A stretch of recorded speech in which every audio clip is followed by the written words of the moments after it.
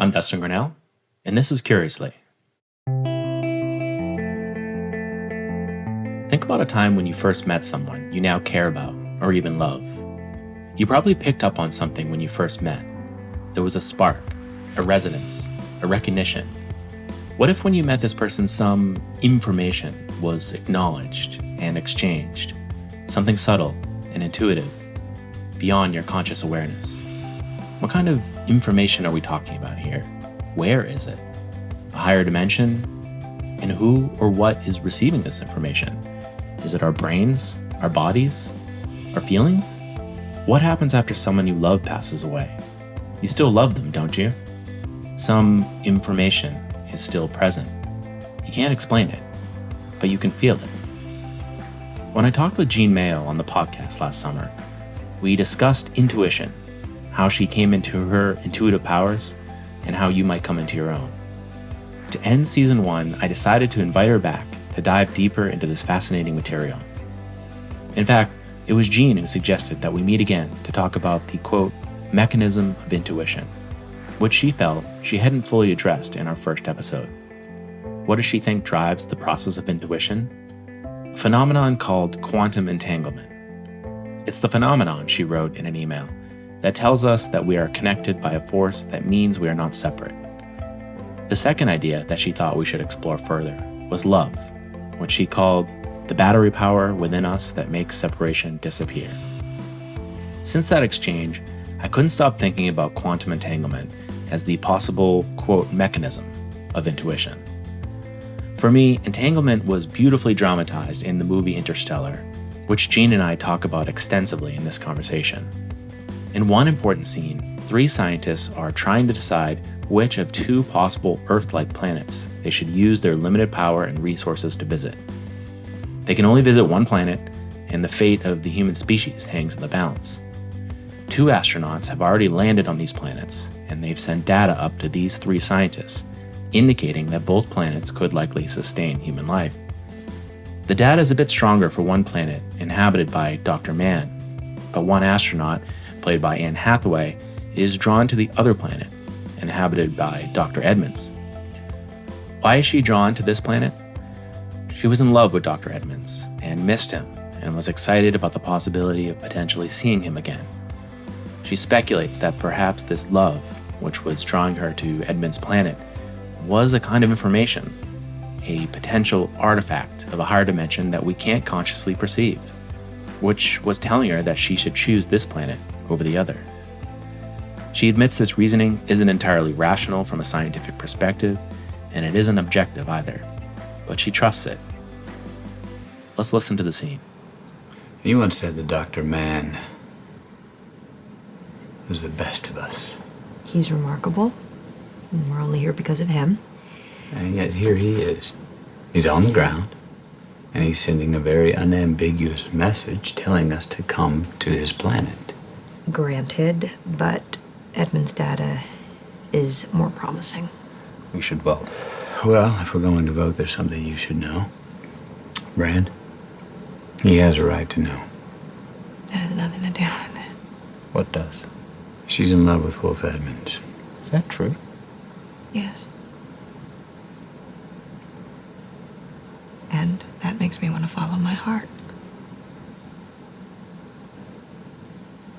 But maybe we've spent too long trying to figure all this out with theory. You're a scientist, Brand. So listen to me.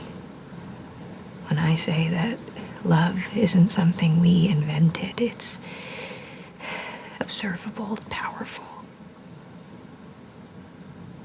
It has to mean something.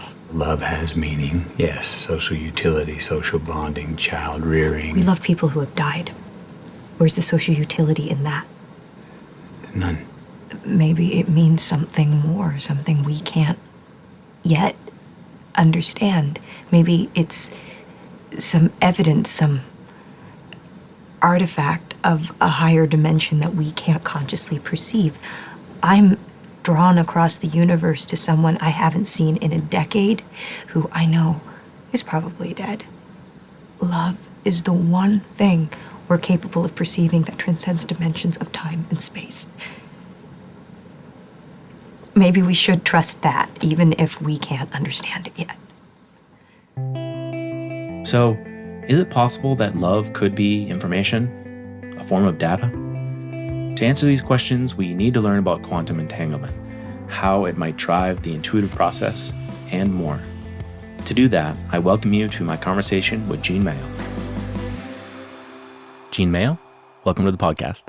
Thank you. I'm glad to be here. So I should say welcome back to the podcast. We had a great episode a few episodes ago when we talked about your intuitive process and how it works, and you shared some really fascinating stories about your son and sending him protective, loving energy while he was traveling. And you talked about one of your clients and how you do a reading with them over the phone and that process. And when we finished the episode, we followed up by email. And one of the things you mentioned is maybe wanting to add a little bit more about one particular part of our conversation. And that was intuition and how it works. Really kind of my driving question was, what is the mechanism of intuition? How does it work, do you think? What is that process, if you know, or have thoughts on it? So that's what I'd really love to talk about today, because that's what you mentioned you could unpack further. My first question before we kind of get into that is let's define some key terms. What is intuition for you? How do you define it? I pretty much spent 30 years on this topic and working on it, honing it, studying it, doing it. And I would say that it's the ability to understand something instantly and immediately without evidence, without data, without reasoning, which isn't to say that I wouldn't or don't use reasoning, or sometimes we just need a structure in which to see, in which to think. But the best and most powerful intuition, in my view, is when I know nothing about something or when I feel something unusual coming to me, something different and surprising. For me, that's a sense of knowing that I've gotten. Is there an example of that you can share? Is this the kind of the snap judgments we make when we first meet someone, or the vibes we get in certain circumstances? Is this that gut feeling? Is that? Yeah, but sometimes I don't even know that it's true. It just starts coming through me anyway. So, it happens every single time I have a client and give a reading. And it usually even happens before we start, that I start thinking things in certain ways. It's empathy in many ways, but what is empathy? It's some kind of connection. It can be a connection without knowing that person at all. And so I have methods for accessing intuition. I think in all of us, we have this. We don't even know we're doing it. But I have specific trigger methods that I use in order to be able to give a reading to somebody. And one of them is, if I'm home, I just get up and walk to the window and look out into the forest. And my love of trees and love of nature, which is easy, I start to see that person in the trees, in the shape of the trees. It's like projecting some thought about that person onto the forest, and I actually will see them as if they're a tree. And if I have given hundreds of readings this way, and every time the forest is the same technically, but it changes. And it's the same thing with any visual, any sort of cue that you might use visually. It taps into something more unconscious. Mm. And you've attuned yourself to these impressions. Yeah, it's just one method. There are many methods that I use, and then but it's one that is very good for me because I'm so visual. And so I'm using the visual sense. And, I've done a little study of this, and we use our you have the 6 senses, or 5 senses, but there's a 6, which I think is to do with emotion or feelings. But you have your senses, but in fact, when you're being intuitive, the part of your brain that uses, let's say, the visual cortex part of your brain is activated when you're seeing inwardly. Like when I'm staring out at that forest, I have no doubt, based on other research I've read about, that a brain scan would show my visual cortex lighting up. So it's like inner sensing. You're using your same senses and probably a few others that we don't call part of our five senses. So I'm good at the visual, and actually many people are. But I hear things too and feel things, just feeling sense, just an emotion, or you just get an idea. There are so many ways that intuition works, and many of it's unconscious, so we don't even know it's happening. So one of the, like at the tail end of our first conversation, that's where I really kind of wanted to see if you could try to describe what you thought drove intuition. Like, what is the kind of unseen force? What is the mechanism, so to speak? And in our email correspondence, you mentioned the phenomenon in physics called quantum entanglement. And this was a phenomenon that the scientists who discovered it, they won the Nobel Prize in 2022. So it's a really big phenomenon right now. And I was wondering if you could try to explain it in kind of plain terms. So I'm not a physicist, of course, so they may have different explanation, but a lay explanation is it's a entanglement or a bond or connection that we feel or get with other people and maybe beings in which we feel what they feel. Now, the physicists would put it this way because they are observing it in the laboratory with quantum processes, like with protons and electrons and all. Like two protons. Yeah. And so what I've heard, the way they describe it is, if you have two parts of an atom that used to be one, like they split them, and you have one far, far away from the other. It can be in the next room, or it could also be on the other side of the planet. Light years away. It doesn't matter how far it is. They've experimented with this. And then you can observe both of them through a computer at the same time, simultaneously. And then you do something to one of them, like put a magnet near it or heat. The other one instantly reacts. And why this is so amazing, and why Einstein, these quantum physicists, they knew about this. Mathematically, they had deducted this mathematically back in 1935. I mean, it was a long time ago. And Einstein wrote about it, called it spooky action at a distance, because it, in his view, it broke his law that the speed of light is the fastest that energy can move. And if something can respond that quickly, I think he's assuming that what you did to the first object traveled in some way, like energy traveled to the second object. But I think that the theory that a lot of people have is that it's not travel. It is that we are never really separate. We're all part of one fabric, which, of course, is meaningful to me. And I've had an experience of a quantum entanglement that is mind-blowing that I can share with you.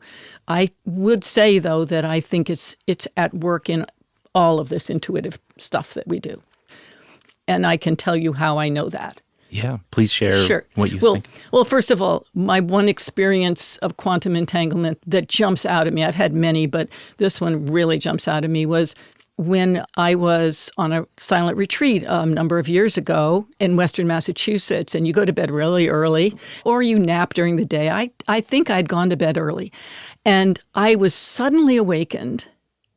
I was having a dream that I felt like there were these forces coming up out of my body, mostly around my legs, just like these pins popping up. It was a little painful. And I could hear my son's name. Now, my son was in his 20s, and I found out much later. I mean, I sat up out of bed. I was like, something is really wrong with Tommy. Something is not okay. And I actually got out of bed and went around the retreat looking for someone who was up, who would get me my phone, because they keep your phone for you. And I finally got somebody, but he refused to give me my phone. I wanted to call home. And so the next morning I did go, and I said, I want my phone. And I called home. And I said, is everything okay with Tom?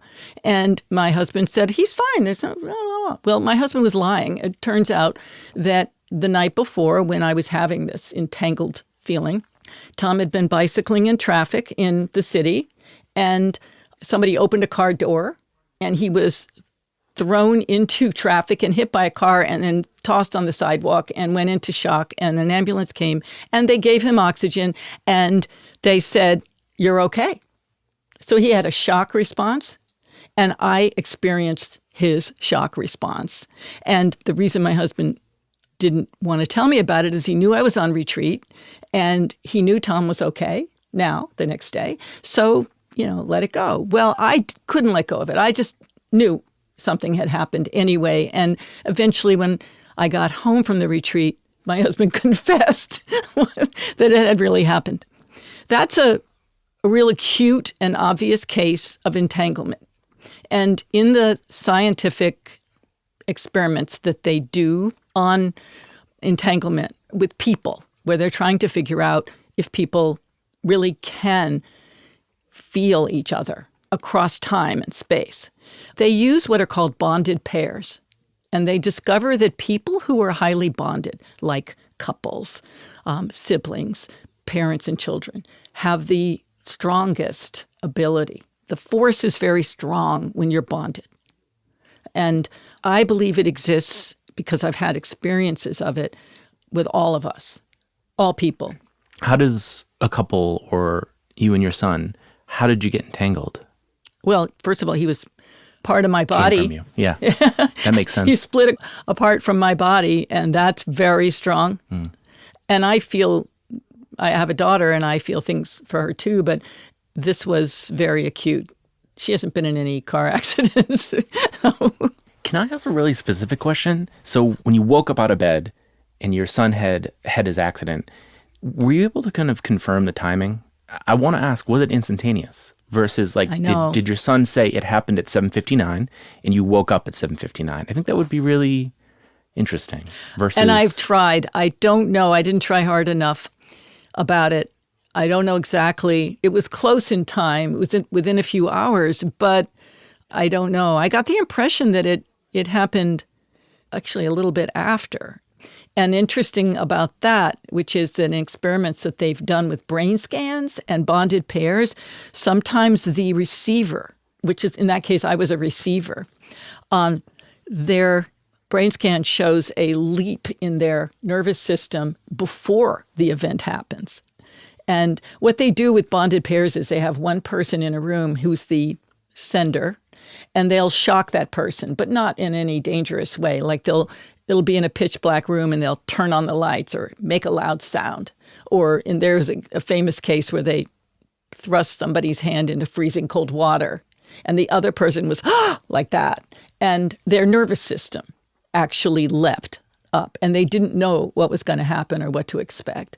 And so this has been able to be confirmed at a very subtle, unconscious level. What happened with me wasn't subtle and unconscious at all. It was very powerful. And there's lots of stories people have, anecdotal stories. And it seems like everyone has this story, don't they? Especially mothers. I know It's huge for mothers. Drove a motorcycle for 30 days at a very long distance, and my mom wasn't too happy about that. And I even tipped it over in the driveway before I left for a very long drive. And so I should circle back with her and see if she ever had any experiences while I was going across the country, because there actually were 2 times where I got in small crises, and I wonder if I could find the day and then ask her maybe if around that time she had any experiences, because I do feel very entangled with her and like you are with your son. But yeah, is this kind of could this possibly be the explanation for the spooky feelings we feel, the kind of coincidences that we have in our lives?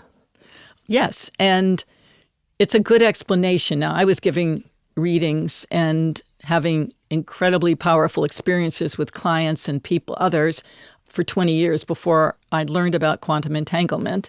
And I always just knew that I was having these experiences and people would confirm them. And I was tracking what I was doing and it would be correct. But I needed to understand why. it seems so too magical for me, for my mind.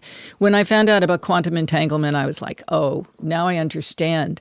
At least I understand that there is a fabric of reality that is difficult for humans to contemplate. And the idea that we might appear to be separate, but in fact are all one, that is the fundamental mystery to us. But there are dimensions that we know exist, but that we can't wrap our heads around. We can't know. And that, of course, was, you asked me to look at that movie, Interstellar, and they talk about that extensively there, and about higher dimensions, and that there's intelligence about higher dimensions than we as humans are able to really understand. But it doesn't mean we wouldn't experience from it. Right. And or the laws of it, the laws, the physics around higher dimensions. Right, because we don't have the tools, the techniques, or the understanding of the universe yet to be able to access it in a conscious, verifiable way. Right. But it doesn't mean it's not there. Right. Yeah. When we talked the first time, we talked about Interstellar. That movie just kind of blew me away, and it's really like an exploration of what certain theories in physics would do to humans.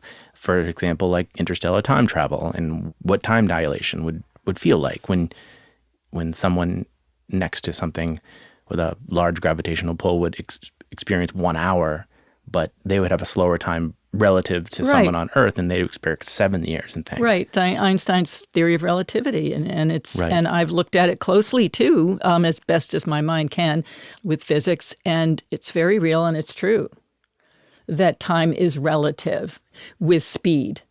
Right. In the movie, you could have an example of Matthew McConaughey's character who kind of like leaves Earth at around 35 years old while his daughter is like 12 or 13. And so then he's going out into space. He's being around large mass objects. He's being around a black hole. So time is slower for him relative to his daughter on Earth. Right. So you can have an example where at the end of the movie, she's actually close to 100 years old, and he's only aged like, I don't know, like 2 years, I think. Something like that? Yeah. He's like 40. Yeah, which is really bizarre. Yeah. So the relationship between quantum entanglement and love, right. Because in Interstellar, I think that's really explored. Yeah, it is. And, I just want to put this out there first, and maybe we have time, we come back to it, which is time, because we can see the future. We can feel the future. And that, there's been research on that, and it mathematically it works. And so that's something that I do regularly with people, and we feel the world in the future. And that goes to this issue of time being relative and also interchangeable with space-time. So we can get back to that, though, because this issue of love is how we make those connections. How do we connect with people across space? How do we connect with people across time as well? And that, when I first saw the movie, I thought, oh, it's cool. It's a cool movie. But then I watched it again after you pointed out a few things, and it got far more interesting. And then I watched it a third time, and I saw what he was doing and how powerful it was. And I also did a little reading on it. And when they made the movie, they wanted to be sure that they could keep as close to the science as possible. And I liked that. They had a scientific advisor, physicist Kip Thorne, advise, and he helped them imagine Gargantua, the huge black hole. And yeah, it's spot on, scientifically valid. Yeah. Yeah, and even though it's in the future, and they are able to do things and know things more than they do now, it still followed the science, and that mattered a lot to me. And love. First of all, they talk in the movie about the power of love as being the driving force that enables them to connect with each other. And one of them is in outer space and has far more information from a higher dimension that they can relay. The father can relay to his daughter on Earth, and she's able to solve problems on Earth that actually save everybody. Now, that brought up a lot. I get chills thinking of it because I hadn't realize that that was a theme in the movie. But over the years, it's become a theme for me with the community that has gathered around my work. And I have a website and a forum, and lots of people have joined. And we read the future. We meditate as if we're meditating on this current world, but then I kind of walk people forward. And I do it in a space kind of way too. Like, imagine that you're going forward in space, but really it's time. And that's also an interesting thing that has happened. It makes it easier for people to imagine they're in the future world. Anyway, we do all this work, and I always find that I start with loving kindness meditation. Let's get in a state of love. Let's get in a state of positivity. And it's very common Buddhist meditation of, may I love myself, may all beings feel love, may we all be okay. It's a real bonding meditation with each other when we're doing this, reading the future together. It's bonding for yourself and your loved ones and for the whole world. And I've found that we are far more accurate now than we've ever been before in what we see, and then we track what we see later. So somehow we are using the power of love to have bigger insight, bigger sight, greater intuition increases with love. And I've also noticed over the years, because I've been tracking these predictions and visions and all for many years, that the people who join my group who are going through a real negative time, or they just generally are more pessimistic or negative, they don't do as well. They think their predictions are more practical because they think the world's going to hell in a handbasket, but they do tend to not be as successful in getting hits because we track the hits. And the people who are the most successful have huge quantities of love for all beings, for themselves, and are positive. Sometimes I'll just tell everybody, all right, let's just think of positive things that are going to happen. They tend to be more accurate. And then there are negative things that happen, but storms and stuff and wars and all. And we see that too, but it's all seen through a light of love, a feeling of love. One thing that I don't think Matthew McConaughey's character in Interstellar would have been so successful as a pilot and as an astronaut without his children, because it was his children who was the emotional force through which he really improvised some great moves. Right. And when Matt Damon's character tried to kill him, and Matt Damon even says, like, are you seeing your children's faces, right? Right. Because that activates the need to survive, right? It's our survival instinct. Right. It's that connection. He's entangled with his children, right, strongly with his daughter, and he wants to survive for them. And he, in a really broad way, he wants to survive for humanity. That's really what the movie sets up. So there's that, and he was able to get out of that jam because of love. Right. And then he got out of a huge jam later on when Matt Damon's character blows up the station out of cowardice. Right. And basically the mission's over. They're going to be floating in space forever. But he tries to dock with it while it's spinning at this ridiculous speed. Yes. And it's basically impossible. Even the AI robot says that is not possible. So a higher intelligence tells him it's not possible. And he says, no, it's necessary.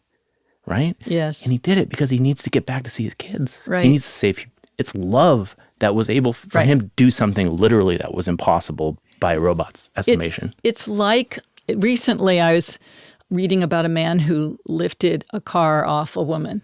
Right. And we've known about other stories, but this is one that happened recently. And this woman was in a car with her kids, and somebody bumped into them or something, and they rolled over, and she had the skylight open at the time, and the car landed on her head. And her kids were in the car, and this guy was a firefighter who happened to be driving by. He got out, and the kids were screaming and crying, "Mommy, Mommy." They were like, I don't know, there was a young teenager there. And motivated by the power of those children is what he said, that he could hear them and all. He tried to lift the car and nothing. He said, I can't do this. And then they were crying and he did it.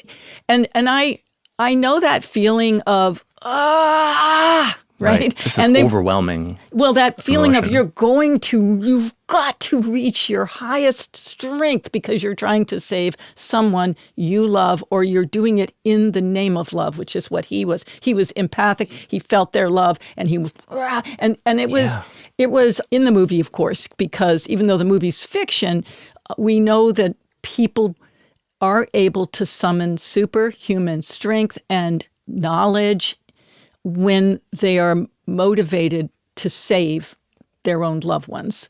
And in the movie, that turned out to be also humanity, not just their loved ones, but humanity. Whereas the Matt Damon character, it said early on, he had no attachments.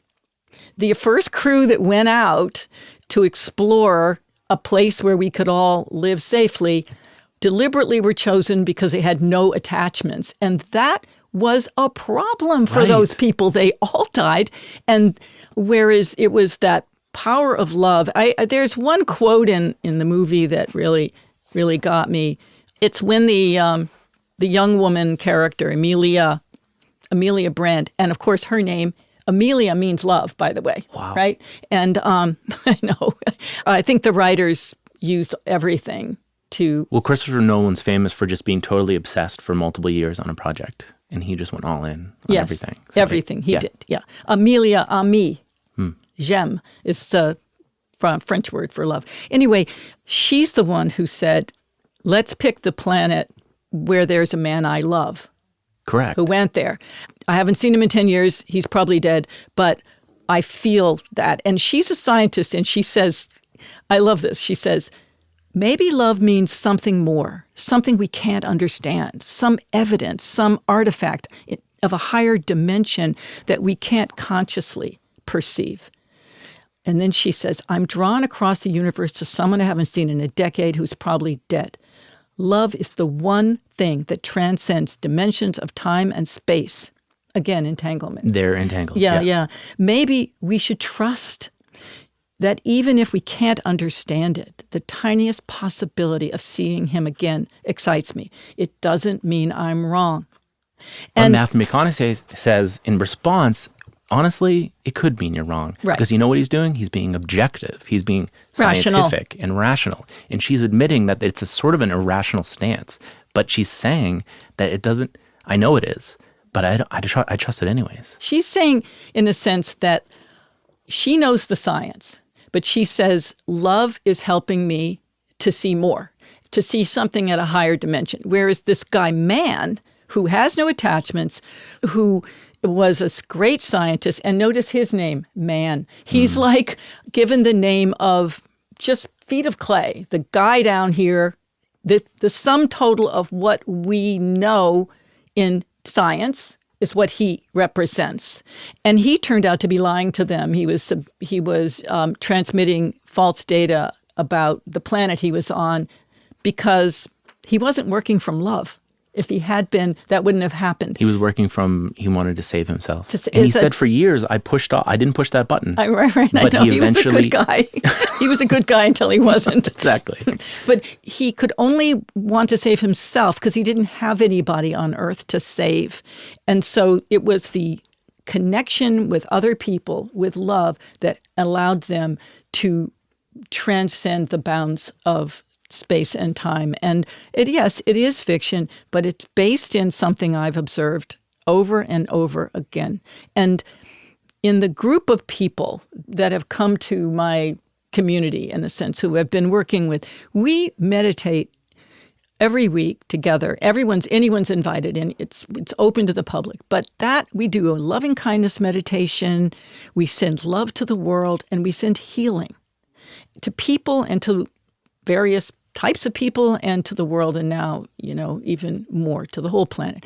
And that has not only bonded us so that we're better at what we do, better at doing predictions, but it's turned into a healing thing. It all goes together, that you're able to perform acts of healing and knowing that transcend what we normally can do because of love.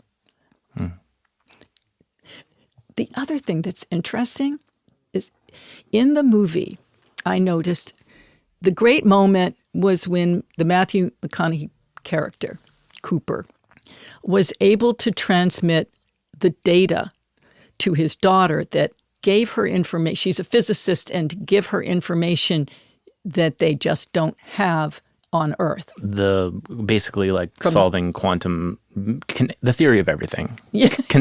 You're getting all this data from the middle of a black hole, and then that allows you to now know, that allows you to merge relativity with quantum mechanics. Very well put. That's what we're all looking for. What he said at one point, or what the impression I got, was that he said, we are intermediaries. I'm an intermediary. And they're beings who probably are us in some level, but at a higher level, transmitting data to him that he picked up. And then he is an intermediary for this human on Earth, his daughter. He can be an intermediary because they're bonded and he loves her. And his motives are love. His motives are love. And it's interesting. It's going to sound very woo-woo, but here I go. We've been doing this, what I call Circle of Light. It's a meditation every Wednesday night at 7 Eastern. Now we're adding in Monday mornings. And it's been evolving because I've been doing it with groups of people for 3 years. It's a pretty core group, but anybody can join. Anyway, one of the things that's happened is I'll have us in the meditation. We start down here on the earth with just, may I be filled with loving kindness, blah, blah, blah. And then we expand to a loved one, and your heart is opening. That's the theory that the Buddhists espouse. When you do this work, you start with yourself, then you pick a loved one, it opens your heart, and then you spread it to the whole world. So then you're sending love to all beings everywhere. And as we do that, what's evolved over time is that I'll ask us to hold hands. Now, we're on Zoom, so we imagine we're holding hands. And people are on the call from around the world. We're holding hands. And then this feeling of that we're rising above the earth because we're sending love to the whole earth, to the trees and the glaciers and the oceans and all the people, etc.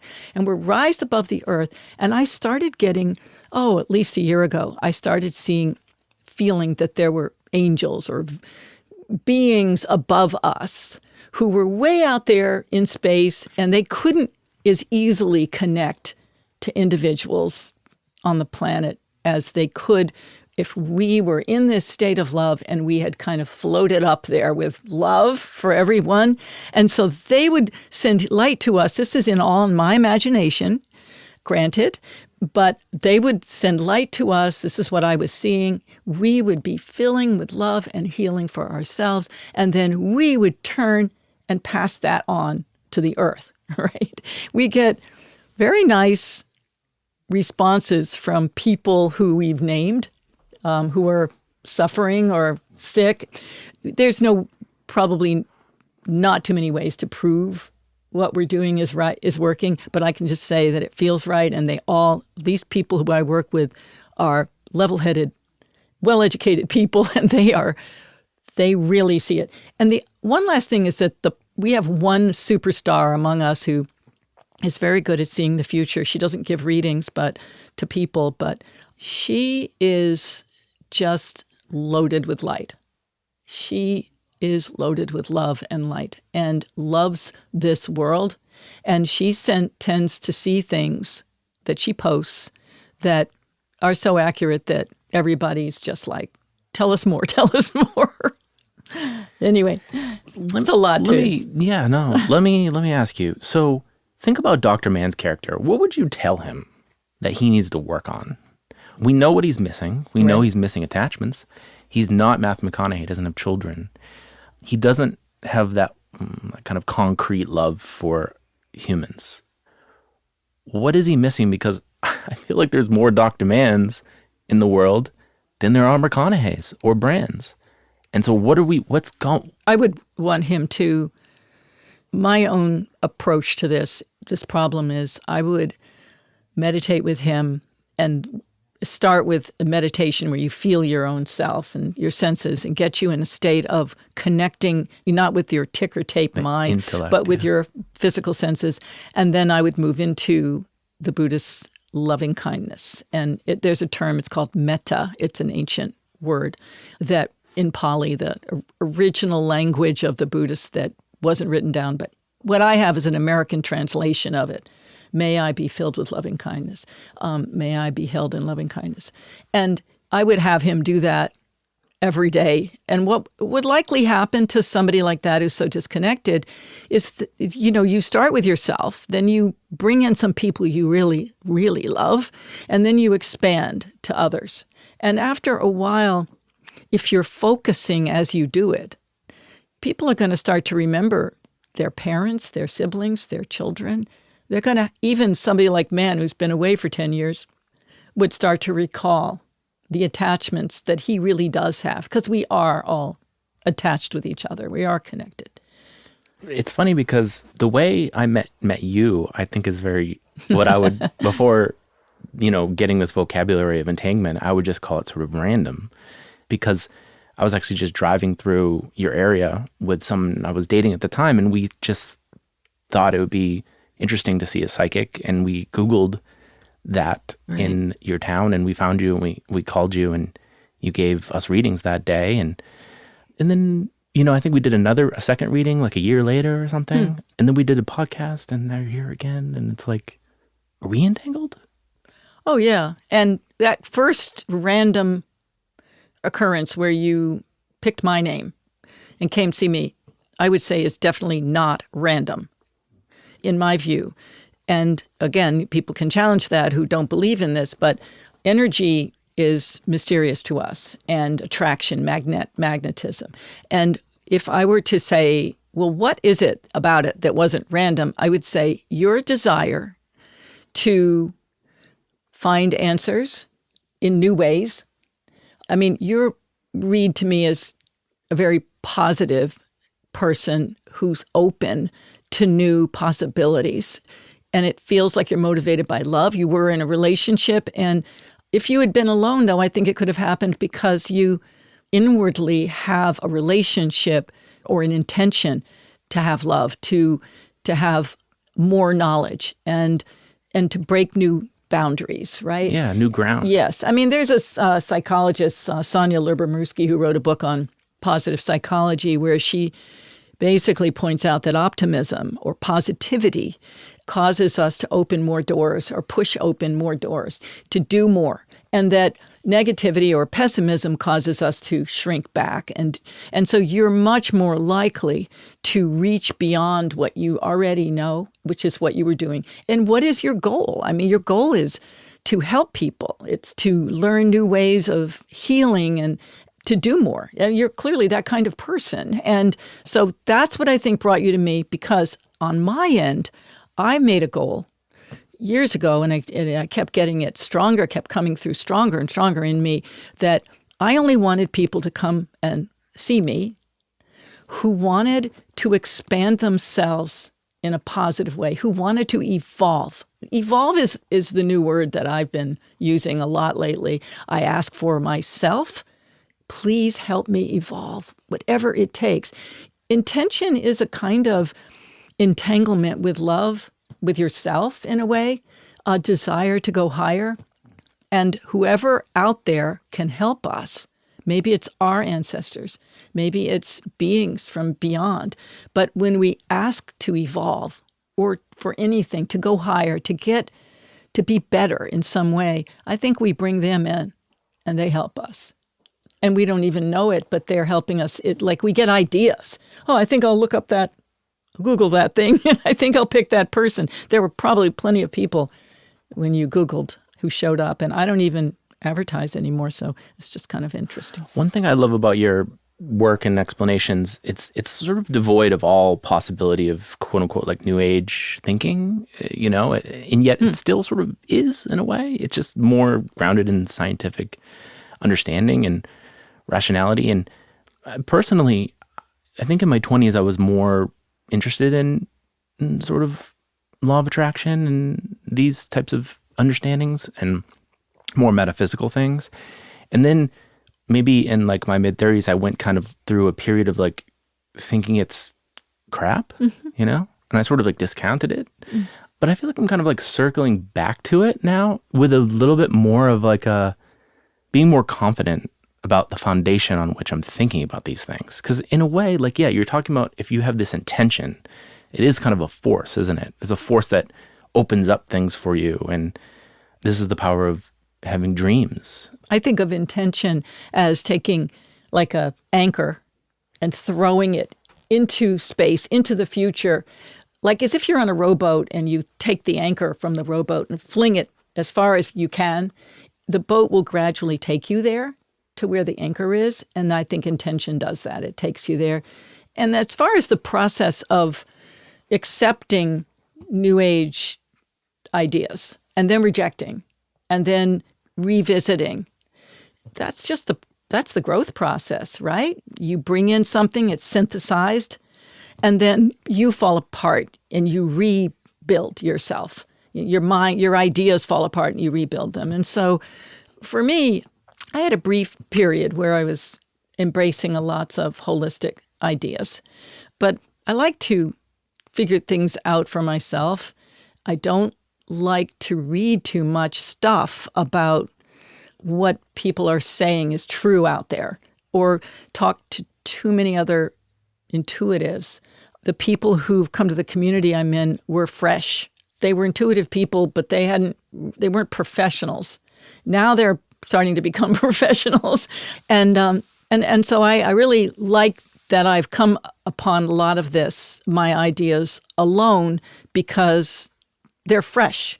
And one of my key ways of telling whether some intuition I'm having is correct is that it's unique or different than anything I've experienced. So I don't like to copy and paste into my brain.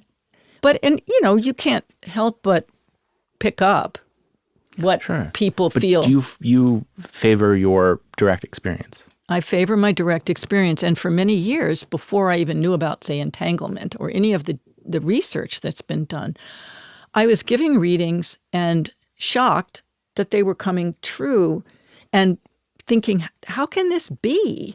This doesn't make any sense to me. But love is what pulled me forward, not necessarily love of a person, but love of the work. I love doing the work. And giving readings, I also felt whenever anyone showed up on the phone or at the door, now I only do on the phone, for a reading, my feelings of love for them would become really big. And I don't know where that comes from.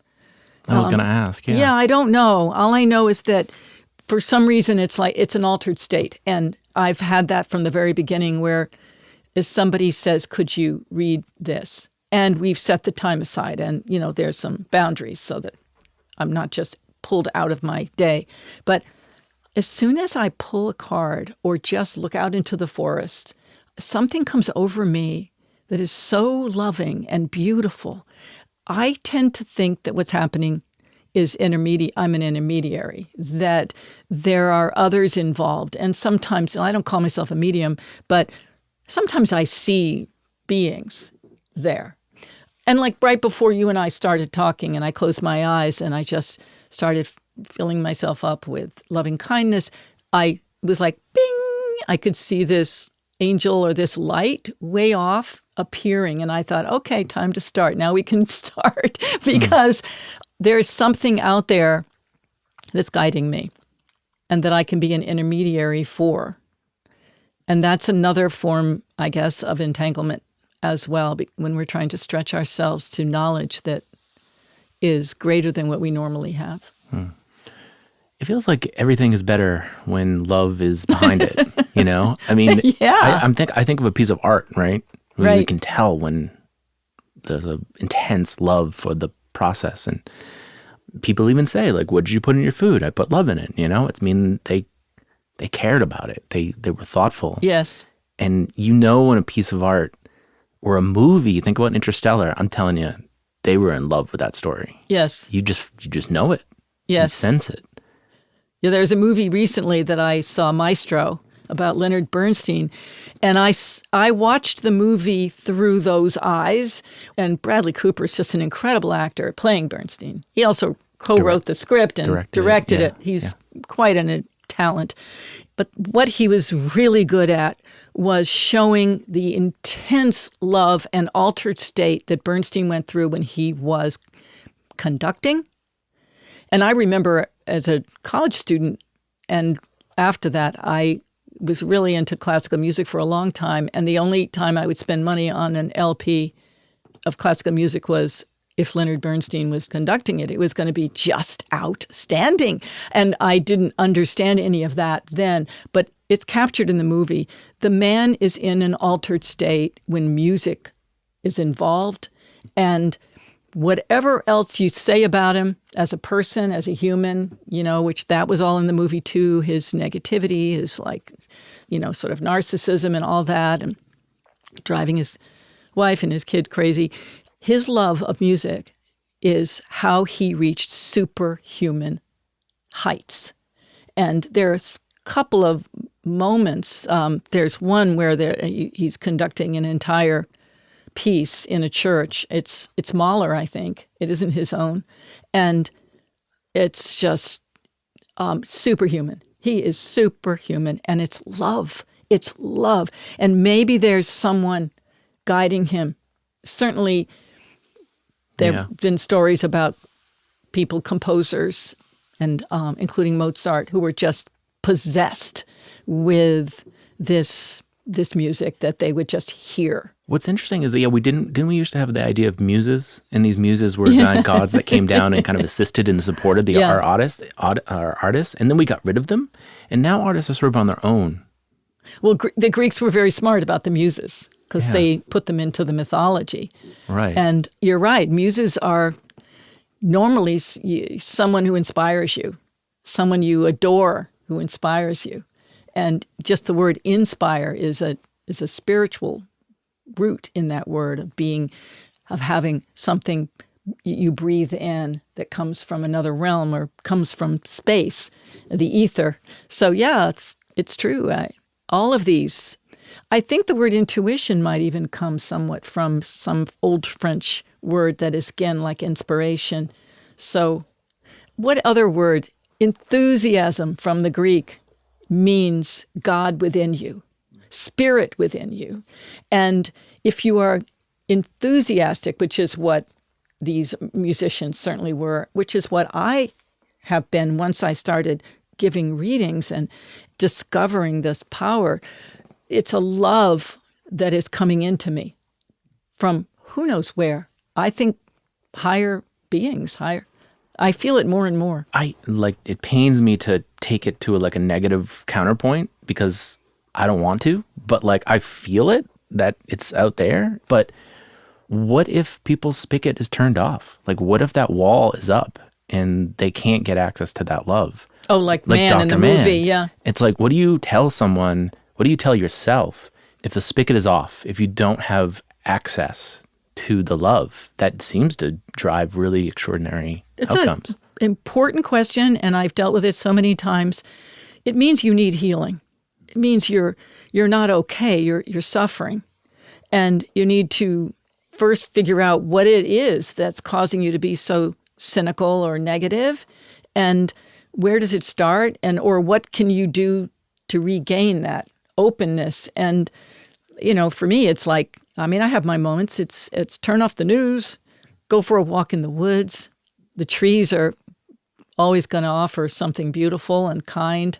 Wildlife, people are getting dogs now, puppies. Even our pets just fills you with joy. Yes. So anything that causes you to, let go, break away. And if you're in a really negative relationship, well, that has to be addressed.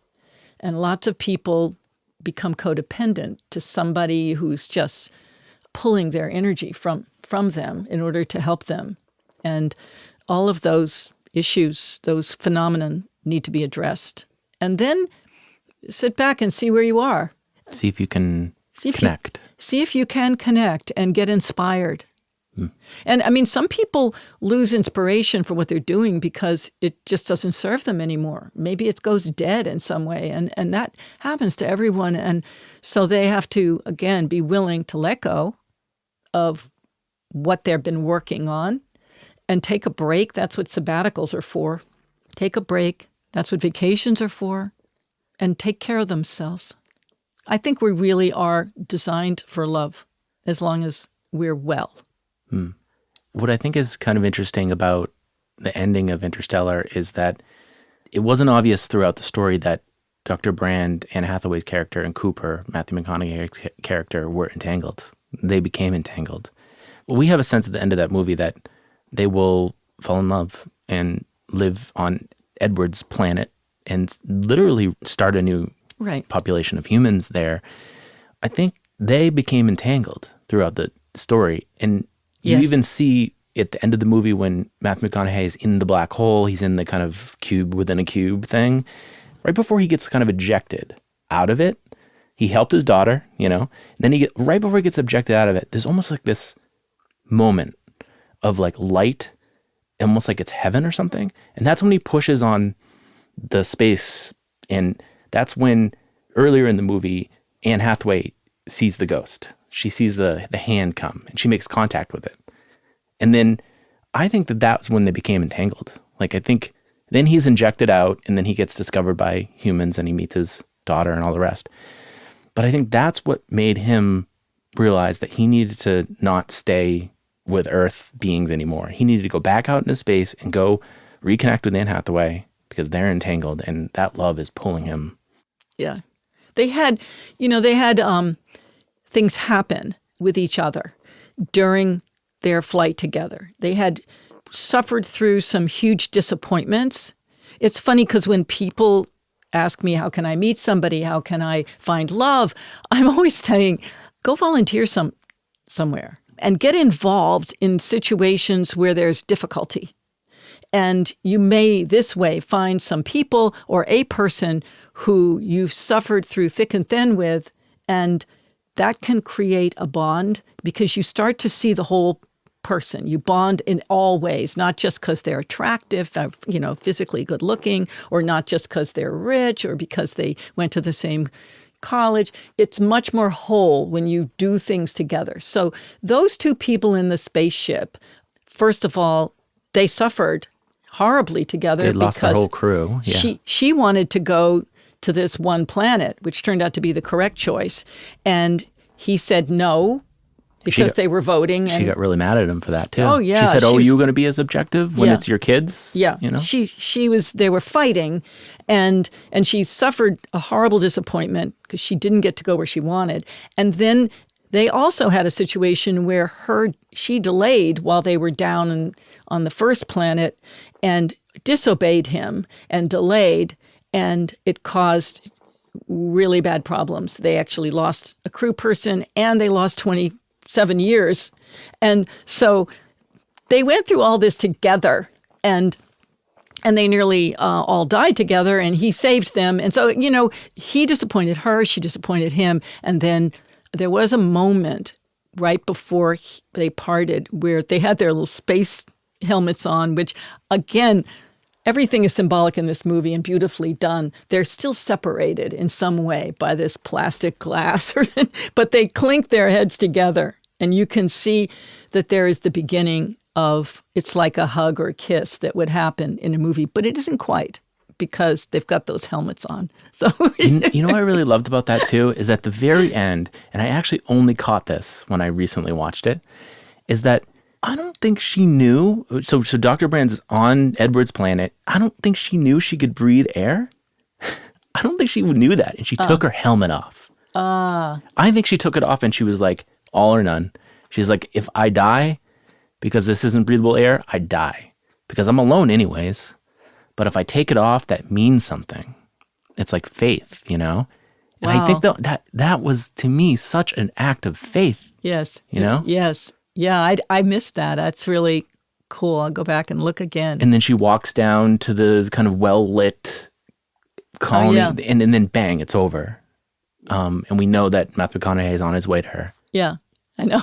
We know that it was a complete success, that they're able to repopulate and save humanity. Yeah. Through love, through incredible amounts of incidences of love. It's really wonderful. Anything else that you brought, your notes, and that you want to talk about? Yeah, there's so many wonderful things. I just want to see if I wrote anything.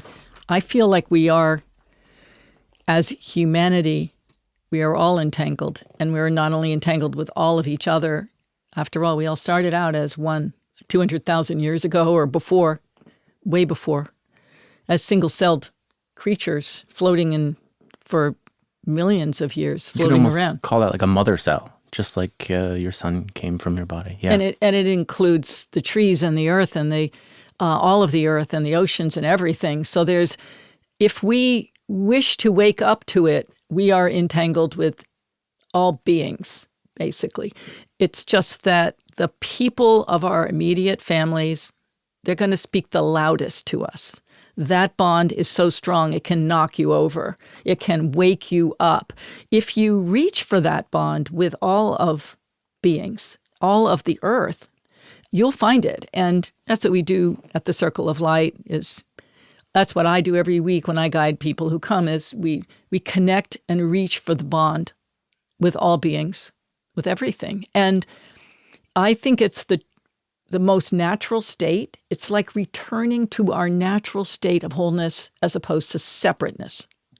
And I have noticed changes in me, which it's hard to know if it comes from doing the loving kindness work or it's just a natural evolution. But my connection with trees and with animals has changed. Wild animals and all beings in the ocean. I feel so much more connected. It pains me to see a tree cut down. And I feel connection when I'm in the forest. In fact, when my son was traveling around the world, backpacking around the world, which I mentioned in the first podcast, it was a moment of fear that I went out into the woods and turned to the tallest tree and said, is he going to be okay? Is he okay? There was no body distress that I felt. It was just worry. It was just maternal worry. And I was comforted. He's fine. He'll be fine. And he was fine. So who knows where it all comes from? It could be just that I was so at home in the forest. But I feel like they have a kind of consciousness or wisdom in the forest. And anyway, I feel this connection with all beings. And it isn't every minute. If I'm not well, or if I'm harassed, or I'm stressed, or something, it's amazing how connection just crashes and falls apart. And that's the sign to get it back. Take care of yourself. Start with yourself, and then expand. You know, I keep bringing it back to this movie, but I said this idea of like Nolan and the filmmakers, all of them, they really put love into it, as if you'd put love into your food or something for someone you care for.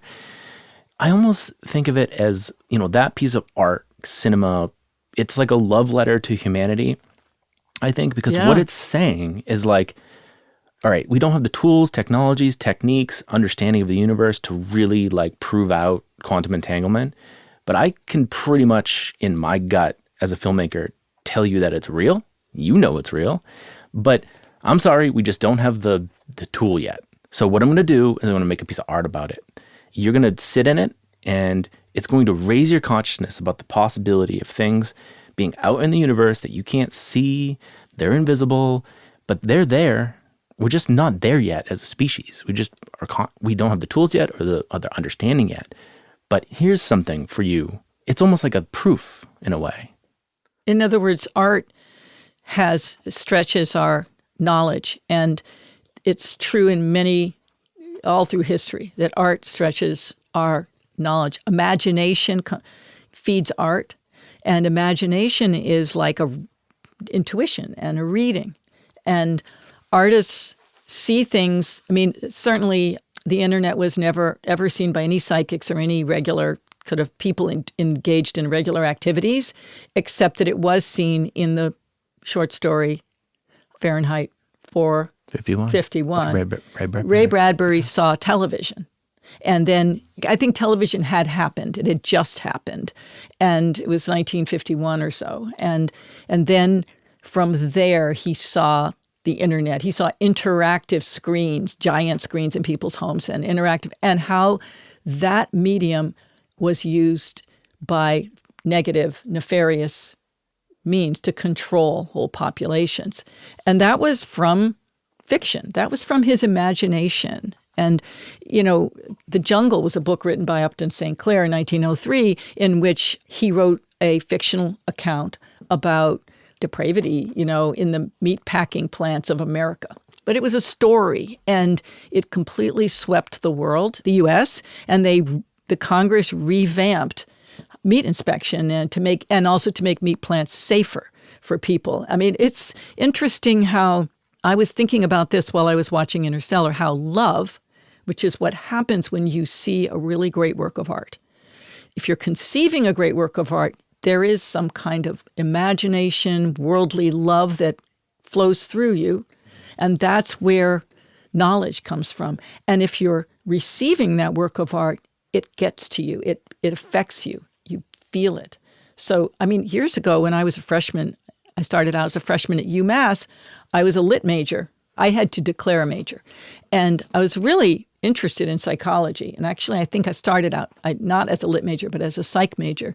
And then it was so data-driven and technical and rats in mazes. And I was like, I changed my major. I felt the same way. Yeah, it was statistics and yeah. And interesting that you went through this too. Yeah. And I told the advisor, who was like, what are you doing? And I said, I'm going to learn a lot more about psychology and about human nature from literature than I'm ever going to learn from this study of psychology. It's limiting and it's not correct. It's not enough.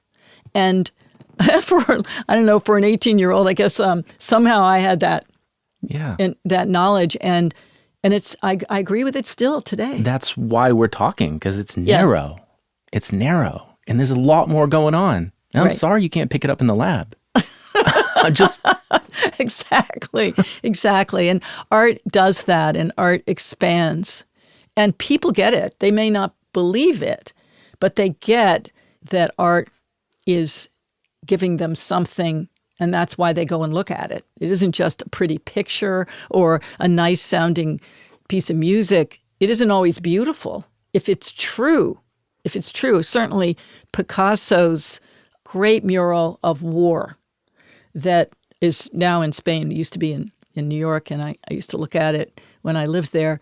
What's it called? Guernica is a very upsetting and disturbing piece of art about pain and grief and war and dead bodies and screaming women and babies.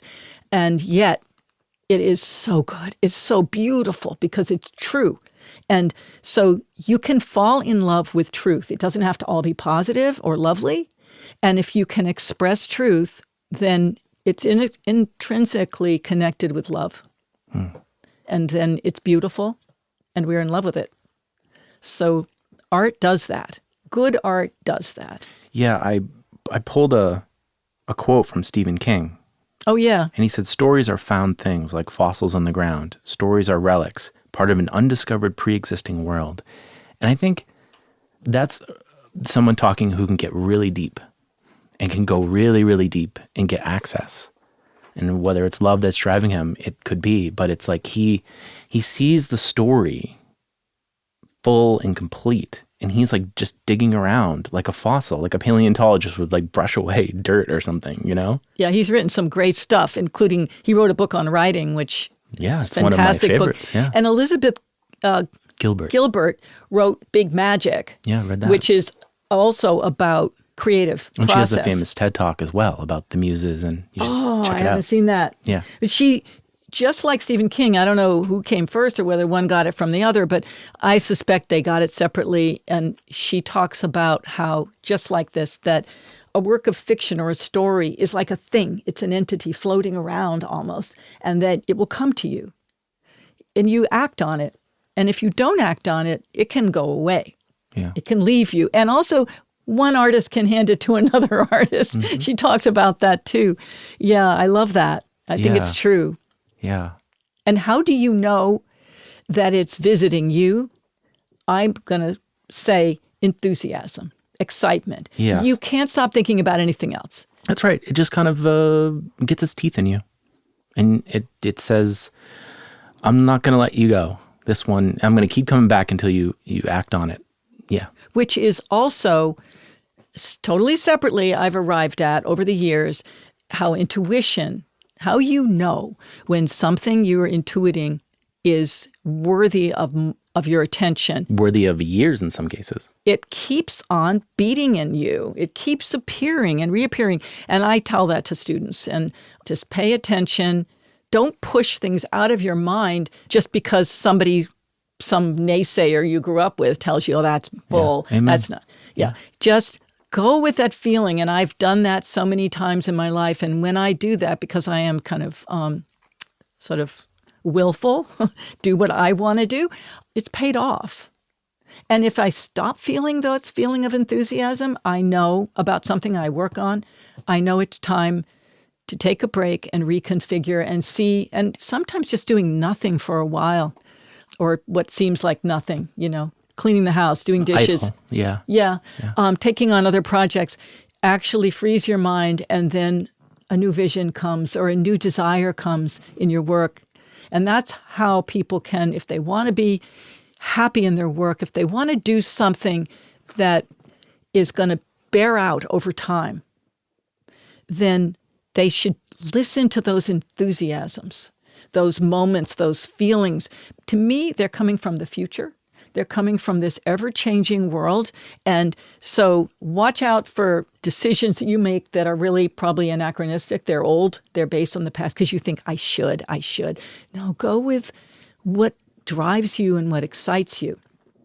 You have to use discernment, of course, but intuition is going to keep repeating itself in you. A positive intuitive thought is going to keep appearing. So we are pretty much at the end of time. Is there anything else that you would like to say in closing about Entanglement or the movie or love or the intuitive process? I think it feels complete, and there's always more, Every idea on these topics excites me and makes me want to break through to more. Right now I have literally thousands of visions that me and my team have made that have come true over the years. And I'm now exploring why? How does that work? And sometimes it feels as though there's a message in the hits that we have. Like if you look at them, you start to think is that higher dimension trying to talk to me? Is it trying to tell us more? Is it giving us a sense of where the world is going and where we need to go? And so that's a pet project that is going to take some work to tease out. And I try to inspire people in my group to take it up. And so I don't have to do all of it, but it's a constant adventure. It's a great mystery. You and I were talking about the great mysteries. And so how can we ever tire of this?